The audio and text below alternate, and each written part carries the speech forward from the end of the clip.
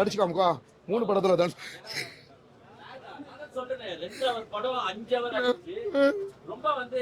தெய்வமே என்னைய மாட்டி விட்டு அதிகமா வாய்ப்பு கொடுத்த டைரக்டர்.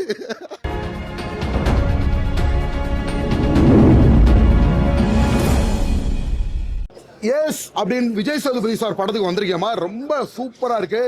குடும்பத்தோட உட்காந்து பார்க்க கூட படியும். ஓகேங்களா, குடும்பத்தோட உட்காந்து பார்க்கக்கூடிய ஒரு படம். நல்லா வந்து பார்த்தீங்கன்னா நகைச்சுவையாகவும் நல்லா சந்தோஷமாகவும் இருக்கு.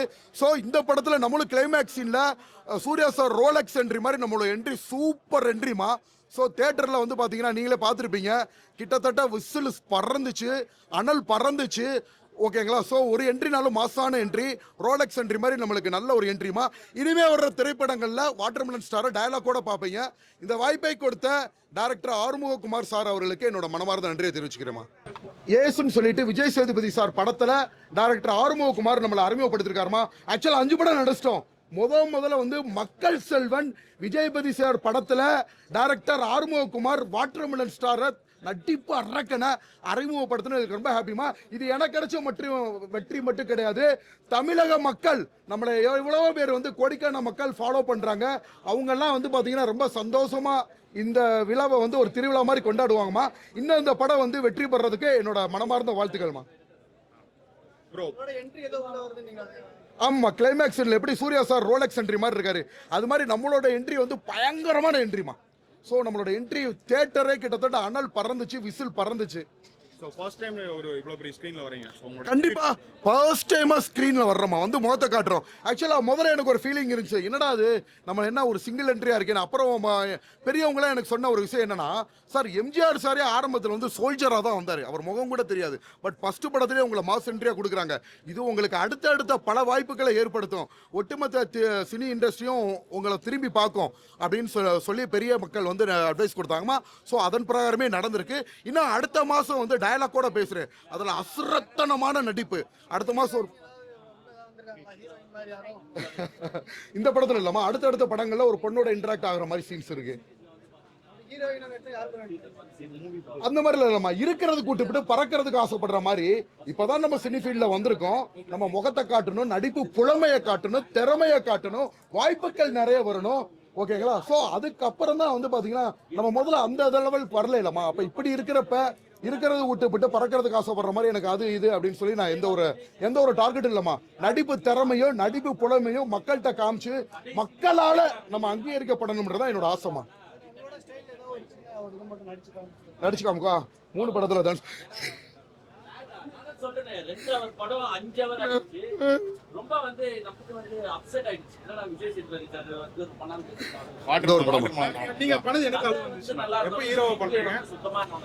கூடிய விரைவில் நாயகன் அவதாரம் எடுப்போம்மா. அது ரொம்ப காலத்துல இல்ல, ஸ்கிரீன்ல வரணும் நினைச்சா வந்துட்டோம். 5 படம் நடிச்சிட்டோம். இனிமே உள்ள திறமைகளை பார்த்துட்டு கண்டிப்பா ஃபியூச்சர்ல வந்து பாத்தீங்கன்னா நல்ல ஒரு நாயகன் அவதாரம் எடுப்போம். நம்மளுக்கு அப்படின்னு ஒரு பாண்டியன் லாங்குவேஜ் கிரியேட் ஆகும், ஒரு பெரிய லெவல்ல தமிழ் திரையுலகத்துல ஒரு தாக்கத்தை ஏற்படுத்துமா. என்னம்மா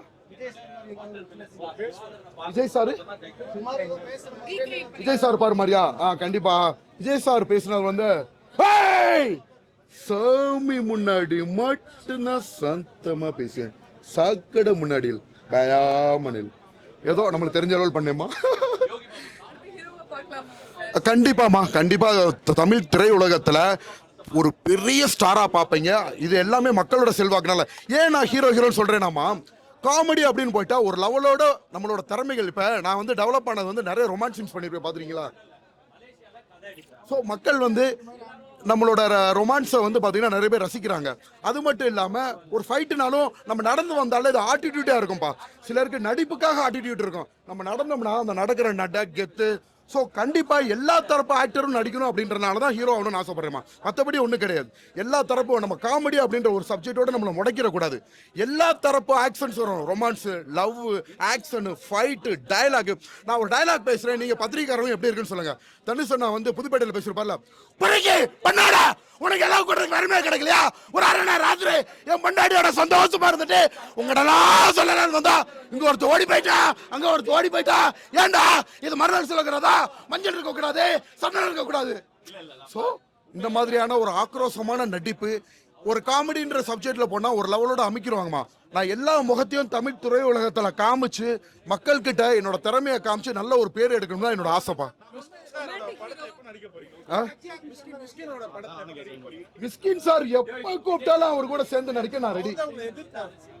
என்னன்னு எடுக்கலாமா? அவர் பொது கருத்தை பதிவு பண்ணாரு, நான் எதிர்த்து போட்டேன்னா அவரோட பொதுவான கருத்துக்கு தான் எதிர்த்து போட்டேன். மிஸ்கின் சார் வந்து அதேமே டீசெண்டா நாகரிகான முறையில எடுத்து போட்டேன். ஏன்னாமா இப்ப பாருங்க திரையுலகம் வந்துட்டேன். ஸோ இன்ஸ்டாகிராம்ல இருக்கிற எல்லாரையும் வந்து அந்த மாதிரி தப்பா பேசக்கூடாதுமா. நான் வந்து என்னோட சர்டிபிகேட்லாம் ஷேர் பண்ணியிருக்கேன். பள்ளி பருவத்திலிருந்து சிறந்த நடிகர், அது ஒன்றும் தப்பு கிடையாது. நிறைய சர்டிபிகேட் வாங்கியிருக்கேன், முதல் பிரைஸ் வாங்கியிருக்கேன். என்னோட ஸ்கூல் லைஃப்லேயே நானே டிராமா எழுதி நடிக்க தெரியாதுன்னு நடிக்க வச்சு பல பரிசுகளை குமிச்சிருக்கேன். காலேஜ் லைஃப்லையும் குமிச்சிருக்கேன். ஸோ என்ன மாதிரி திறமையான நபர்கள் இன்ஸ்டாகிராமில் வந்து பண்ணுறது தப்பான விஷயம் கிடையாது இல்லையா? ஸோ அது மட்டும் இல்லைம்மா, இன்ஸ்டாகிராமில் நீங்கள் பார்த்துருப்பீங்க, பெரிய பெரிய ஸ்டார்ஸை தான் பெரிய பெரிய நட்சத்திரங்கள் வாய்ஸ் எடுப்பாங்க. இப்போ என்ன நடக்குதுன்னா, நான் ஒரு அன்னியன் பண்ணியிருந்தேன், எல்லா பசங்களும் இருந்தேன் பண்ணதே ஓன் வாய்ஸ் எடுத்து போட்டு அவங்க பண்ணிக்கிட்டு இருக்காங்கம்மா டிக்டாக். இப்போ லேட்டஸ்டா ஒரு பாட்டு பாடி இருந்தேன், அதுல நம்ம ஓன் வாய்ஸ் எடுக்கிறாங்க. நான் எல்லா மீடியாலையும் பேசுறப்ப தமிழ்நாட்டோட நடிப்பு அரக்கண்டுவேன். இதை நிறைய பேர் போட்டு அவங்க ஓன் வாய்ஸ்ல டப்மாஸ் பண்றாங்கம்மா நம்மள மாதிரியே. ஸோ நம்மளோட வாய்ஸ், பாடி லாங்குவேஜ் எல்லாருமே மக்களுக்கு பிடிச்சிக்கிருச்சு. நம்மளோட வாய்ஸ், பாடி லாங்குவேஜ். ஸோ இந்த மாதிரி திறமையா வர்றவங்கள டைரக்டர்கள் ஊக்கப்படுத்தணும். கூடிய விரைவில் மிஸ்கின் சார் படத்துல கதாநாயகன் நடிக்கணும்னு ஆசைப்படுறேன். நல்ல கதை இருந்துச்சுன்னா மிஸ்கின் சாரோட இணைந்து செயல்படுவோம். அப்படிலாம் இல்ல மேடம், நம்ம திறமையை தான் காட்டணுமே தெரியல. இவங்களோட நடிக்கணும், அவங்களோட நடிக்கணும். தமனா வித் வாட்டர்மெலன் ஸ்டார், இப்படித்தான் நிறைய வந்திகள். தமனா மேடம் நம்மளோட நடிக்க ஆசைப்பட்டா கண்டிப்பா அவங்களோட இணைந்து நடிப்போமா. அதனால என்ன இருக்கு? என்ன மேடம்? இல்ல அவர் கேட்டாரு, தமனா கூட தான் நான் நடிக்க விருப்பம் அப்படின்னு நான் சொன்னேன்னு சொல்றாங்க. எந்த ஒரு நல்ல நடிகை வந்தாலும் கண்டிப்பா அவங்களோட இணைந்து நடிச்சு தமிழ்நாட்டில் நம்மளோட நடிப்பு புலமையை காட்டணும். எனக்கு அதுதான் ரொம்ப ஆக்ரோஷமான சீன்ஸ். ஏன்னா நிறைய பேர் குட்டி நடிகர் திலகம் சொல்றாங்க, நம்மளோட பேசுறது டயலாக் வீரபாண்டிய கட்டபொம்மன் வசம்லாம் அப்படி பேசுவேமா. சோ இதெல்லாம் வந்து நான் வீரபாண்டிய கட்டபொம்மன் பேசுவோமா, ஆர் யூ வீரபாண்டிய கட்டபொம்மன், நீதான் ஜாக்சன் துறையோ, கொதிக்கிறது என் ரத்தம், துளைக்கிறது என் தசை, அடக்கு அடக்கு அடக்கு என்கிறது என்னுடைய தாய் திருநாடு. எங்களோட நாற்று நட்டாயா, களை பறித்தாயா, அல்லது கொஞ்சி விளையாடும் எம் குல பெண்களுக்கு மஞ்சள் அரைத்து கொடுத்தாயா, மானம் கட்டவனே. ரொமான்டிக் டயலாக் ஏதாவது போட்டுடுங்க. ரொமான்டிக்ல எல்லாமே ஹார்ட் கோரா பேசுறீங்க. ஆமாமா, ரொமான்டிக் பண்ணிரோமா? ரொமான்டிக் டயலாக் போட்டு, ரொமான்டிக் சீன்ஸ் வந்து சார் உட தேடி கண்டுபிடிக்க 27 வயசு ஆச்சு. பட் இனிமேல என்னால் சொல்ல மறக்க முடியாது. ஸோ டக்குன்னு சொல்றேன், ஐ லவ் யூ.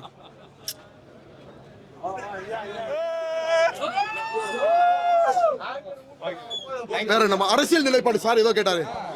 சார் என் திறமையை காட்டணும்னு தான் நான் மீடியாக்குள்ள வந்தேன். ஓகேங்களா? இவ்வளவு நாளா பிசியோதெரபி மருத்துவ தொழிலை கலைத்தாயா பார்த்து எனக்கு இந்த லெவலில் கொண்டு வந்து உட்கார வச்சிருக்காங்க சார். ஸோ இந்த கலைத்தாயோட அருளோட மக்கள்கிட்ட முன்னாடி என் திறமையை காமிச்சு மயில் வைக்கிறதா என்னோட எய்மே தவிர எந்த அரசியல் கட்சி எந்த ஒரு நிலைப்பாடு இல்லை. நிறைய பேர் டிவி கீழே சேருங்க, சாரோட சப்போர்ட்டா இருங்கன்னா சொன்னாங்க. எனக்கும் அரசியலுக்கும் சம்மந்தமே இல்லை சார். சொல்லப்போனா விஜயபதி சார் ஃபேன்ஸ் எல்லாம் நம்ம தூக்கியிருக்கோம். அவங்க ஃபேன்ஸ் எல்லாம் மடமாக்க வர்றப்ப நம்ம சீனை பார்த்துட்டு நம்மளுக்கும் எக்ஸ்ட்ரா பலம் கூடுது. பட வாய்ப்பு நிறைய வரதுனால தான் ஆட்டிட்யூட் காமிக்கிறீங்க.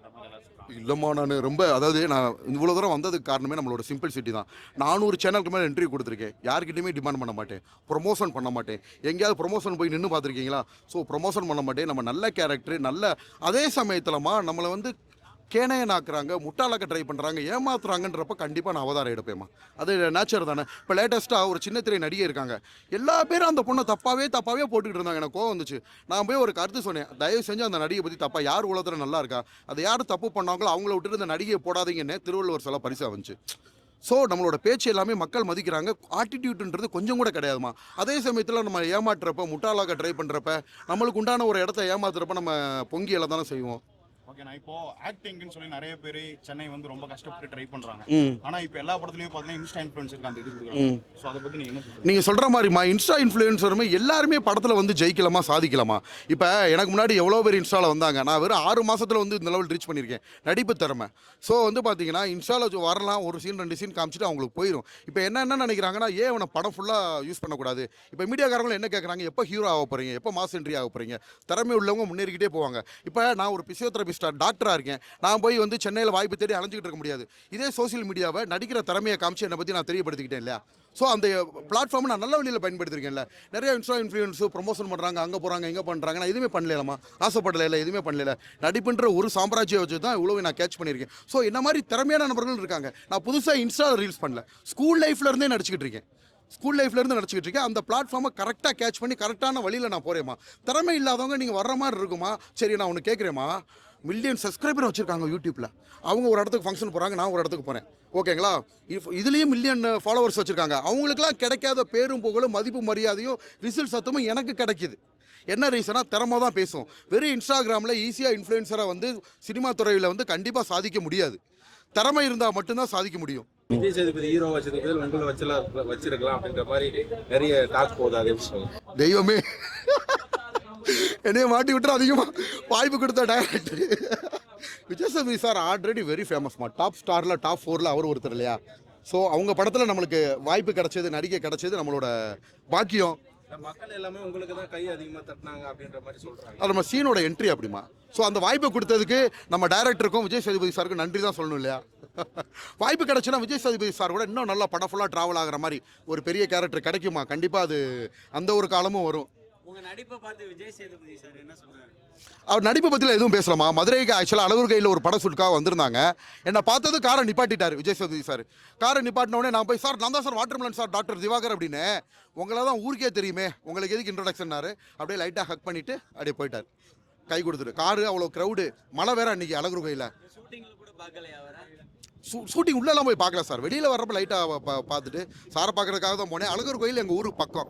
அதனால் நம்ம ஊர் பக்கம் விஜய் சேதுபதி சார் வந்துட்டு பார்க்கலாட்டி எப்படி இருக்கும் அப்படின்னு நானே போனேன். அவரும் என்னை பார்த்ததும் கார் நிப்பாட்டிட்டார். ஏன்னா அவங்க கிளம்பிட்டாங்க சார். ஷூட்டிங் கட்டப்பில் இருக்கப்போ ஃபோட்டோ எடுக்கக்கூடாது சார். ஸோ அவங்க எல்லாத்தையும் அவாய்ட் பண்ணாங்க. என்னை பார்த்து தான் அவர் நிப்பாட்டினார். டிரைவரை டக்குன்னு கை பிடிச்சிட்டார். என்னை பார்த்தோன்னே பட்டி நிப்பாட்டு கூப்பிட்டு கை கொடுத்து, உங்களை தான் ஊருக்கே தெரியும்.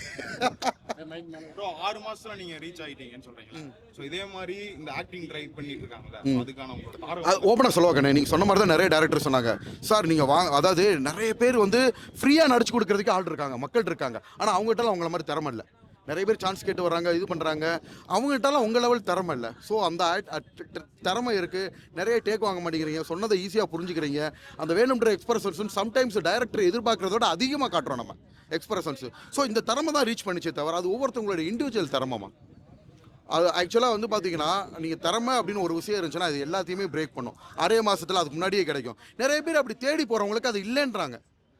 நிறைய டேரக்டரே சொன்ன விஷயம், சார் ஃப்ரீயாக நடிச்சு கொடுக்க 1000 பேர் இருக்காங்க, 1000 பேர் கோடம்பாக்கத்தில் இருக்காங்க. பட் அவங்களுக்குலாம் அவங்க மாதிரி எக்ஸ்பிரஷன்ஸ் இல்லை.